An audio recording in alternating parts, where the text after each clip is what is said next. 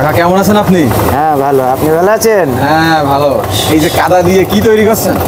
এই যে খেলনা ঘট। খেলনা ঘর? খেলনা ঘট আরে পুজোর সময় বিক্রি হয় আমাদের, ওই দুর্গা পুজোর সময় এইসবগুলো। ও আচ্ছা আচ্ছা। এই যে আপনি এই যে এত সময় দেখছি এগুলো বানাচ্ছে না, তা এগুলো একদম সাইজ মেনটেন করেন কিভাবে? সব তো দেখছি একই সাইজে। একই সাইজ না, এক ছোট বড় তো একটু হবেই, সব তো একরকম হয় না। ওই হাতের পরে এই কাকা কতদিন যাবত করেন এই কাজ? এই কাজ আমি করছি এই 35 বছর। 35 বছর? তার মানে এটা কি বাবা দাদাদের একটা ঐতিহ্য নাকি? হ্যাঁ হ্যাঁ, বাপ ঠাকুর দাদা করিয়ে গেছে। ও আচ্ছা আচ্ছা। এখানে আপনি অ্যাকচুয়ালি কি কি জিনিস তৈরি করেন?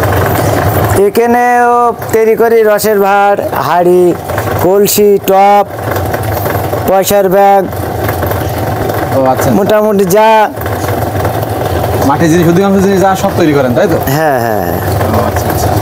তো এই কাদাগুলো সংগ্রহ করেন কোন জায়গা থেকে? এই মাটি? এই মাটি এই সাইডেই আছে, তো এখন সে মাটি, সেখানে আর মাটি আর নেই। আচ্ছা, এগুলো মূলত কি মাটি লাগে এগুলো তৈরি করার জন্য? এই ভালো আটুলে মাটি লাগে, ভালো আটুলে মাটি নালে হয় না। এবার ওই মাটি নিয়ে আসার পরে কি কি করেন? মাটি এনে এই মাটি ভিজতে হয়, এ অনেক পরিশ্রম এর পিছনে। তাই না?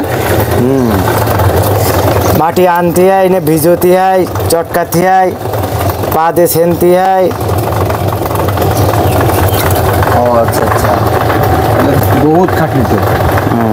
এই এই যে ঘরগুলো বানাচ্ছে এখানে দেখছি প্রচুর ঘর পেয়েছি। এই ঘরগুলো পাইকারি কেমন রেটে বিক্রি করে? ও পাইকারি, ও 8 টাকা পাইকারি। 8 টাকা? যারা এমনি দোকানে বিক্রি করে তারা কত করে পায়? তারা 10 টাকা, 15 টাকা এরকম। ও আচ্ছা আচ্ছা। এখানে বিশেষ করে কোন মালগুলো সবচেয়ে বেশি চলে? এখন তো সিজন সেরকম না, সিজনের সময় শীতের সময় আছে, সিজন সময় আছে, সিজন শীতের সময় বেশি চলে। ও আচ্ছা আচ্ছা।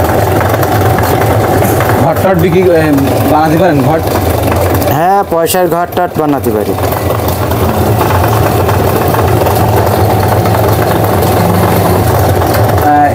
এটা তো মূলত ঘুরছে মোটরের। হ্যাঁ, মোটরের এটা। কিন্তু একটা সময় তো মোটর ছিল না, তখন কি করতেন? তখন আমাদের ওই যে লাঠি দিয়ে ঘুরতে হইতো। লাঠি দিয়ে ঘুরতেন? হ্যাঁ, সে চাক চাক এরম, ওই এরম বড় চাক, ওই পুরনো সেই